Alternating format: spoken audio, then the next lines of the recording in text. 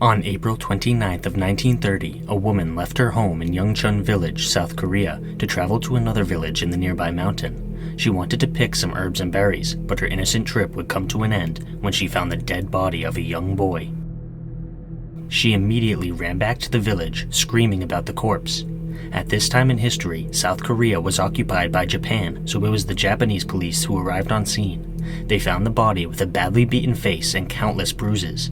The only items at the scene, besides the boy's clothing, were a fork, a towel, and a Korean A-frame, which is basically a contraption that you wear on your back to carry heavy items.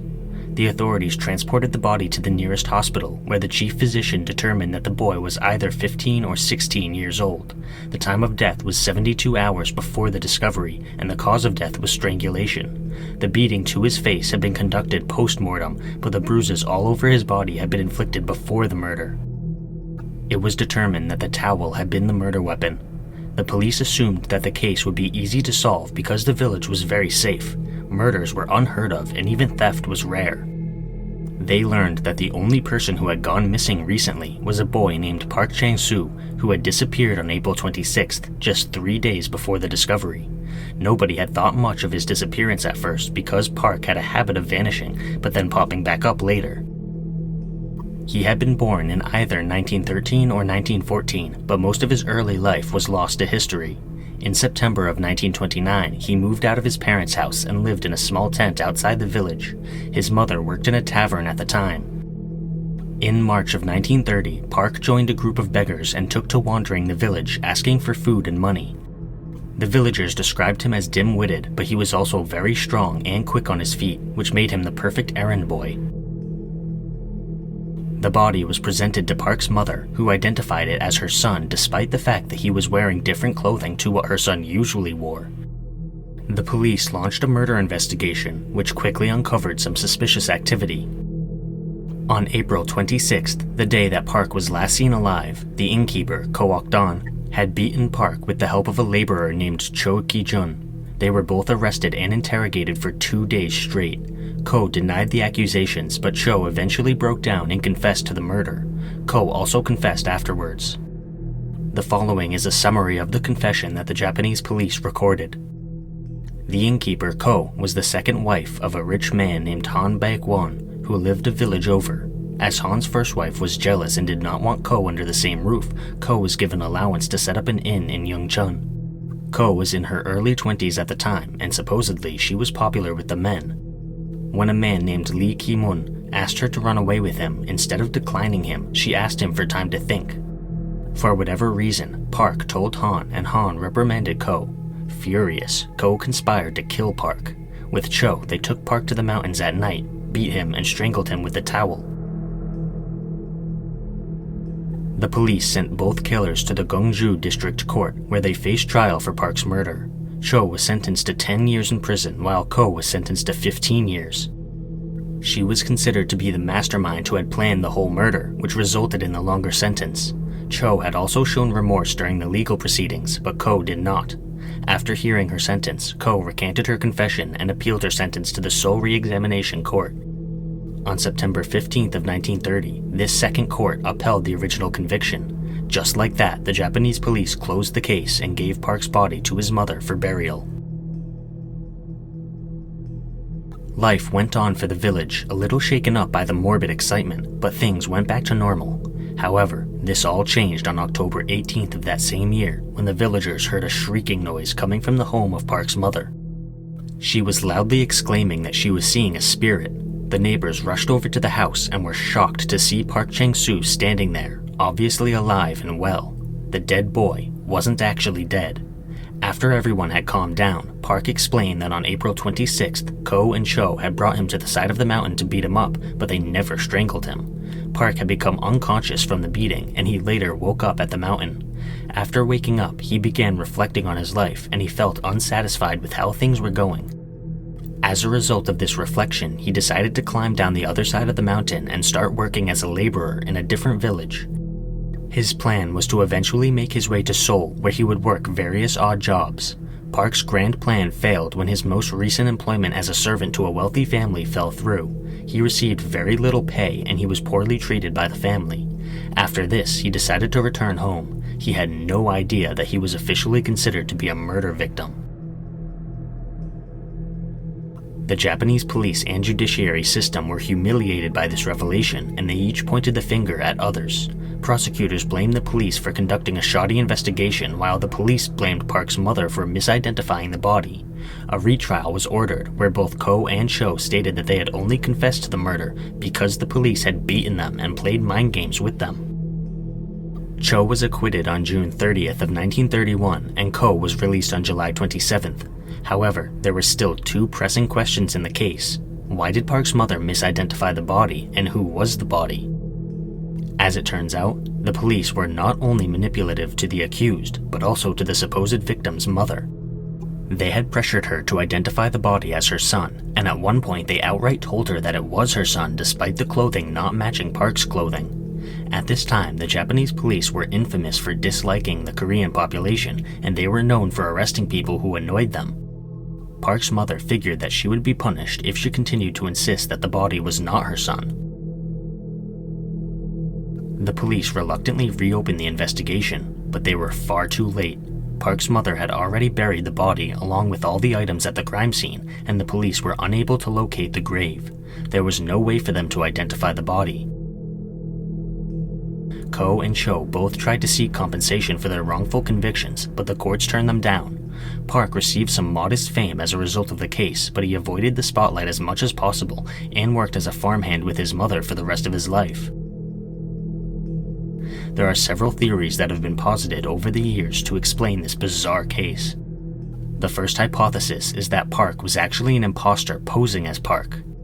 Some people suggested that Park had actually been the murder victim, but somebody decided to cosplay as him for some reason. However, this theory is extremely unlikely. The entire village, including Park's own mother, identified him, his fingerprints matched, and he gained absolutely nothing by coming back to the village. The second hypothesis is that Park, Ko, and Cho were all partners, and they killed the unidentified boy for some unknown reason. According to this theory, the plan was for Park to go into hiding while Ko and Cho diverted any suspicion, so by the time Park re-emerged, their names would all be cleared. However, there is no evidence whatsoever for this grandiose theory, and Ko and Cho were confirmed to have beaten Park, which seems to contradict the theory as well. The final popular hypothesis refers to Lee Ki-moon, the man with whom Ko was considering running away with. This theory suggests that Han paid Park to murder Lee and mangle his face, after which Han would find somewhere for Park to lay low. Han's wife would take the blame and Park could emerge from hiding afterwards. There is one major issue with this theory, however. The autopsy determined that the body was between 15 and 16 years old, and Lee was much older than that. At the end of the day, this case remains unsolved. All the key players are most likely dead by now, which means this murder will almost certainly remain unsolved forever.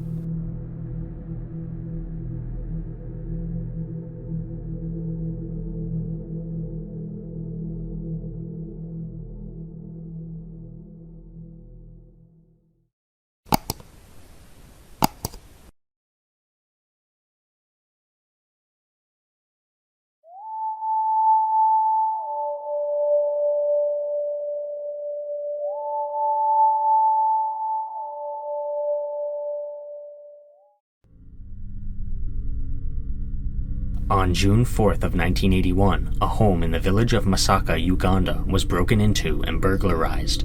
Numerous items and Ugandan shillings were stolen, and not long afterwards, the homeowner, a man named William George Wandayaka, was found dead. His cause of death was a combination of beating and gunshot wounds.